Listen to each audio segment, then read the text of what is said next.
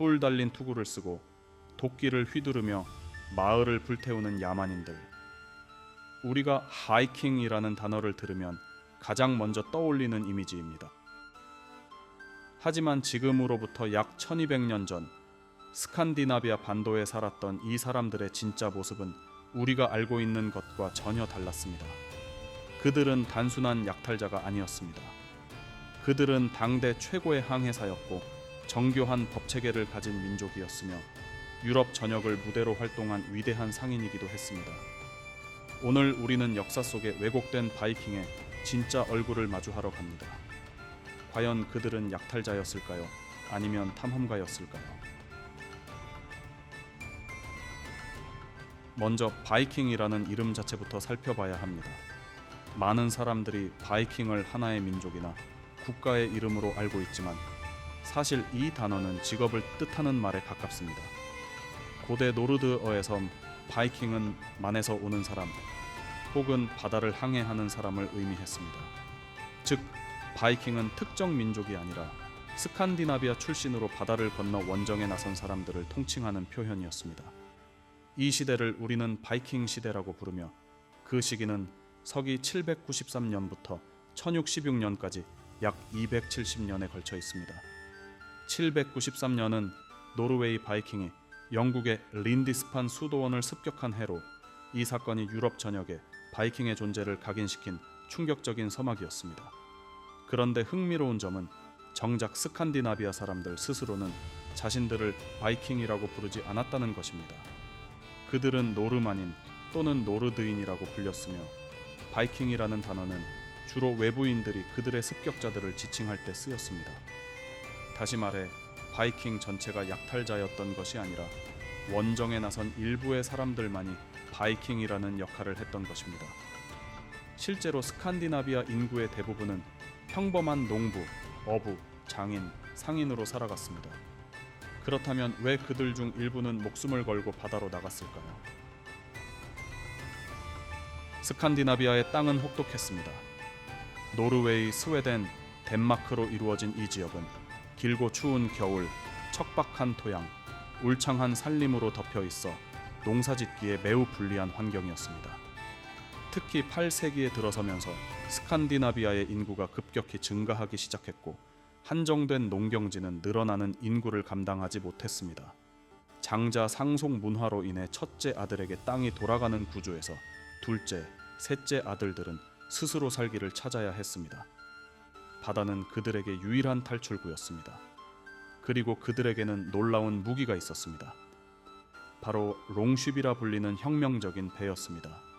롱쉽은 평평한 바닥 구조 덕분에 수심이 낮은 강과 해안 지역에서도 항해가 가능했고 뒤집어도 원상복구될 만큼 유연한 구조를 가졌습니다. 노를 저을 수도 있고 돛을 달 수도 있어 바람이 없어도 바람이 있어도 이동할 수 있었습니다. 전문가들의 연구에 따르면 바이킹의 롱쉽은 당시 유럽 그 어떤 배보다도 빠르고 기동성이 뛰어났습니다. 이 배를 이용해 그들은 서쪽으로는 영국, 아일랜드, 프랑스를, 남쪽으로는 지중해를, 동쪽으로는 러시아의 강을 따라 비잔티움 제국과 아바스 칼리파고까지 진출했습니다. 그들이 바다로 나간 이유는 단순한 약탈 욕구가 아니라 생존과 기회를 향한 절박한 몸부림이었습니다. 처음에는 해안 마을을 습격해 빠르게 물자를 확보하는 방식을 택했지만 시간이 지나면서 그들의 원정 방식은 점점 다양해지고 정교해졌습니다. 이쯤에서 우리는 바이킹의 평범한 일상으로 들어가 봐야 합니다. 왜냐하면 바이킹 시대 사람들의 90% 이상은 원정이 아닌 고향 땅에서의 삶을 살았기 때문입니다. 바이킹 사회의 기본 단위는 가족 농장이었습니다. 그들은 보리, 귀리, 호밀 등을 재배하고 소와 양, 돼지를 키웠습니다. 봄에는 씨를 뿌리고 여름 내내 가축을 돌보며 가을에 수확해 혹독한 겨울을 대비하는 삶이 반복되었습니다. 집은 롱하우스라 불리는 길쭉한 형태의 목조 건물이었으며 한 지붕 아래 가족과 가축이 함께 지내는 경우도 많았습니다. 롱하우스 중앙에는 불을 피워 온기를 유지했고 연기는 지붕의 구멍을 통해 빠져나갔습니다. 바이킹 여성들은 단순히 집안일만 하는 존재가 아니었습니다. 그들은 가정 경제를 실질적으로 관리하는 주체였으며 남편이 원정을 떠난 동안 농장 전체를 책임지는 실권자였습니다. 고고학적 발굴에 따르면 일부 바이킹 여성들은 무기와 함께 매장되기도 했으며 이는 그들이 단순한 가정주부 이상의 역할을 했음을 시사합니다. 바이킹 사회에는 노예 계층인 스랄, 자유농민인 카를, 귀족 계층인 야를의 세 계층이 존재했습니다. 원정을 통해 부를 쌓은 바이킹은 사회적 지위를 높여 카를에서 야를로 올라가는 것도 가능했습니다. 그들의 삶은 신분제 안에서도 능력과 용기로 운명을 바꿀 수 있다는 역동성을 가지고 있었습니다. 물론 바이킹은 전투 능력에서도 탁월했습니다. 그들의 전투 방식은 단순한 난전이 아닌 정교하게 계획된 전략을 바탕으로 했습니다. 바이킹 전사들이 사용한 가장 유명한 전술 중 하나는 실드월입니다. 전사들이 방패를 옆으로 맞대고 촘촘하게 줄을 지어 서는 이 진영은 적의 공격을 효과적으로 막으면서 동시에 창과 도끼로 방역할 수 있는 구조였습니다. 여기서 특별히 주목해야 할 전사 집단이 있습니다. 바로 베르세르크입니다. 베르세르크는 전투 직전 극도의 광기 상태에 빠져 인간의 한계를 초월하는 듯한 전투력을 발휘하는 것으로 알려진 전사들이었습니다. 이들은 고통을 느끼지 못하고 두려움을 모르는 상태에서 싸웠다고 전해지며 오늘날 광란적으로 날뛰다를 뜻하는 영어 단어 베르세르크의 어원이 바로 여기에서 왔습니다. 역사학자들은 이들의 전투 상태가 의식적인 자기 암시, 단식 또는 특정 식물이나 버섯의 섭취로 유발된 일종의 변성 의식 상태였을 것으로 추정합니다. 바이킹의 무기는 검, 도끼, 창, 활로 구성되었으며 검은 제작에 비용이 많이 들어 귀족이나 부유한 전사들만이 소유할 수 있었고 도끼는 가장 서민적인 무기였습니다. 바이킹 전사들은 죽음을 두려워하지 않았는데 이는 단순한 용기가 아니라 신화적 믿음에서 비롯된 것이었습니다. 전장에서 용감하게 싸우다 죽으면 여전사 발키리가 자신의 영혼을 이끌어 오딘의 궁전 바랄라로 데려간다고 믿었기 때문입니다. 죽음 너머의 세계에서도 전쟁이 계속된다는 믿음은 그들에게 전장을 떠나지 않을 이유가 되었습니다. 이제 바이킹에 대한 가장 유명한 오해를 하나 짚고 넘어가야 할 때가 되었습니다. 바로 뿔 달린 투구입니다. 수많은 영화, 만화, 게임에서 바이킹 전사는 어김없이 뿔 달린 투구를 쓰고 등장합니다. 하지만 이것은 역사적 사실이 아닙니다. 현재까지 발굴된 바이킹 시대의 투구 중 완전한 형태로 남아있는 것은 단 하나뿐이며 그 투구에는 뿔이 없습니다. 1943년 노르웨이에서 발굴된 예르문비 투구가 바로 그것으로 눈과 코를 보호하는 철제 보호대가 달린 단순한 구형 투구입니다. 그렇다면 뿔 달린 투구 이미지는 어디서 왔을까요? 이 이미지는 19세기 낭만주의 시대 예술가들이 바이킹을 신비롭고 야만적으로 표현하면서 만들어낸 허구입니다. 1876년 바그너의 오페라 니벨룽의 반지 무대 의상으로 뿔 달린 투구가 사용된 것이 대중적 이미지를 굳히는 데 결정적인 역할을 했습니다. 실제 전투에서 뿔 달린 투구는 오히려 전투에 방해가 됩니다. 적의 무기에 쉽게 걸리고 무게중심도 불안정해지기 때문입니다. 바이킹 전사들은 실용성을 극도로 중시했으며 그들의 장비는 전투에서 살아남기 위한 최적화된 도구들이었습니다. 또한 영화에서처럼 그들이 항상 더럽고 야만적이었을 것이라는 생각도 오해입니다. 아랍 여행가 이브라힘 알 타르투시의 기록에 따르면 바이킹들은 매주 토요일에 목욕을 하는 등 당시 유럽 다른 민족들보다 오히려 청결에 신경을 많이 썼다고 전해집니다. 이제 바이킹의 가장 덜 알려진 하지만 가장 중요한 측면을 이야기할 시간입니다. 바이킹은 사실 중세 유럽에서 가장 넓은 교역 네트워크를 구축한 상인들이었습니다. 덴마크 바이킹은 주로 서쪽, 영국, 프랑스, 이베리아 반도로 향했습니다.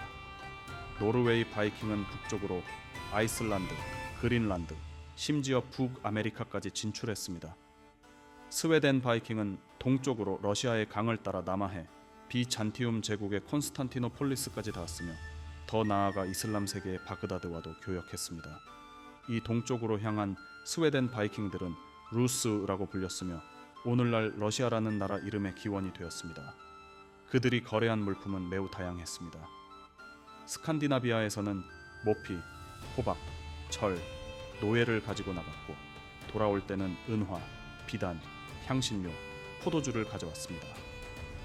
아랍 세계에서 발굴된 바이킹의 무역 거점에서는 이슬람 은화가 대량으로 발견되었으며 이는 바이킹이 얼마나 광범위한 교역을 수행했는지를 증명합니다. 바이킹들은 교역을 원활히 하기 위해 목적지의 언어를 배우고 현지 풍습에 적응하는 능력이 뛰어났습니다. 필요할 때는 약탈자로, 필요할 때는 상인으로, 또 필요할 때는 정착자로 변신할 수 있는 유연성이 바이킹을 중세 유럽에서 가장 강력한 세력 중 하나로 만들었습니다. 바이킹 하면 무법의 약탈자를 떠올리지만 아이러니하게도 그들은 당시 유럽에서 가장 발달한 법체계 중 하나를 보유하고 있었습니다. 바이킹 사회에는 싱이라고 불리는 민회 제도가 있었습니다. 신근 지역 공동체의 자유민 남성들이 모여 분쟁을 해결하고 법을 제정하며 공동체의 중요한 결정을 내리는 회의체였습니다. 이 제도는 오늘날의 의회 민주주의와 놀랍도록 유사한 구조를 가지고 있었습니다. 아이슬란드에서는 930년에 세계 최초의 의회 중 하나로 꼽히는 알팅이 설립되었습니다. 알팅에서는 왕이나 단일 지도자 없이 족장들이 모여 법을 논의하고 판결을 내렸습니다. 여기서 법 암송자라는 독특한 직책이 존재했는데 이 사람은 3년에 한 번씩 당시의 모든 법률을 공개적으로 암송하는 역할을 맡았습니다. 문자가 아닌 구전으로 법을 유지했던 그들의 방식은 법률의 투명성을 사회 전체에 보장하는 독특한 시스템이었습니다. 바이킹 법에서는 살인이나 상해에 대한 배상금 제도가 있어 복수의 연쇄가 아닌 물질적 보상으로 분쟁을 종결하려는 시도도 있었습니다. 물론 이 제도가 완전히 평화적이었다고는 할 수 없지만 체계적인 법 운영을 통해 공동체를 유지하려 했다는 점에서 바이킹을 단순한 야만인으로 보는 시각은 분명 제고되어야 합니다. 바이킹의 영향은 그들의 시대가 끝난 지 1000년이 지난 지금도 우리 곁에 살아 있습니다. 먼저 언어에서 그 흔적을 찾을 수 있습니다. 영어 단어의 상당수가 바이킹의 언어인 고대 노르드어에서 유래했습니다. 스카이, 에그, 나이프, 게이트, 루프 등 일상적으로 사용하는 수백 개의 단어가 바이킹의 언어에서 왔습니다. 요일 이름에도 바이킹의 신화가 남아 있습니다. 화요일을 뜻하는 투즈데이는 전쟁의 신 티르, 수요일 웬즈데이는 오딘, 목요일 썰즈데이는 천둥의 신 토르, 금요일 프라이데이는 사랑의 여신 프레이아에서 유래했습니다. 지리적으로도 바이킹은 세계의 지도를 바꾸었습니다. 그들이 정착한 아이슬란드와 그린란드는 오늘날까지 그 이름이 유지되고 있으며 영국의 많은 지명들이 고대 노르드어에서 비롯되었습니다. 노르망디라는 이름 자체가 북쪽 사람들의 땅을 의미하며 바이킹의 후손 정보광 윌리엄은 1066년 영국을 정복해 영국 역사의 방향을 바꾸었습니다. 동유럽에서는 앞서 말했듯 스웨덴 바이킹 루스가 훗날 러시아와 우크라이나의 모태가 된 키예프 루스 공국을 세웠습니다. 오늘날 러시아어 단어와 이름들 중에서도 노르드어의 흔적을 찾을 수 있습니다. 그렇다면 그 강력했던 바이킹은 왜 역사의 무대에서 사라졌을까요? 바이킹 시대의 종말은 갑작스러운 것이 아니라 수십 년에 걸친 점진적인 변화의 결과였습니다. 가장 큰 요인은 기독교의 전파였습니다. 10세기에 들어서면서 스칸디나비아 왕들이 하나둘씩 기독교로 개종하기 시작했습니다. 덴마크의 헤럴드 블루투스 왕은 965년경 기독교를 국교로 선포했으며 노르웨이와 스웨덴도 그 뒤를 따랐습니다. 기독교화는 그들의 전통적인 전사 문화와 약탈 원정을 점점 용납하지 않는 사회적 분위기를 만들었습니다. 또한 유럽 국가들이 점점 강력한 방어 체계를 갖추면서 과거처럼 손쉬운 약탈이 불가능해졌습니다. 해안을 따라 성벽이 세워지고 상비군이 조직되면서 바이킹의 기습 전술은 더 이상 효과를 발휘하기 어려워졌습니다. 그리고 어쩌면 가장 결정적인 이유는 바이킹이 스스로 문명화되었기 때문일지도 모릅니다. 그들이 정착한 땅에서 현지 문화와 융합되고 왕국을 세우고 법을 정비하면서 더 이상 유랑하는 전사가 아닌 정착한 국가의 시민이 되어갔습니다. 바이킹은 사라진 것이 아니라 변화한 것이었습니다. 그들의 피와 문화는 오늘날 노르웨이, 스웨덴, 덴마크, 영국, 러시아, 아이슬란드 사람들의 유전자와 언어 속에 조용히 살아 숨쉬고 있습니다. 바이킹 그들은 약탈자이기도 했고 탐험가이기도 했으며 상인이기도 했고 입법자이기도 했습니다. 하나의 단어로 하나의 이미지로 그들을 담는 것은 불가능합니다. 역사는 늘 승자가 기록하고 피해자가 묘사하며 낭만주의자가 왜곡합니다. 진짜 바이킹의 모습은 그 모든 이미지의 경계 어딘가에 있습니다. 거칠고 냉혹한 자연 속에서 살아남기 위해 바다로 나간 사람들, 두려움 대신 모험을 선택한 사람들, 천년이 지난 지금도 우리의 언어와 문화 속에 살아있는 사람들, 그것이 바이킹의 진짜 유산입니다. 오늘 영상이 흥미로우셨다면 좋아요와 구독으로 더 많은 역사 이야기를 함께 해주세요. 다음 시간에는 또 다른 흥미로운 이야기로 찾아오겠습니다. 감사합니다.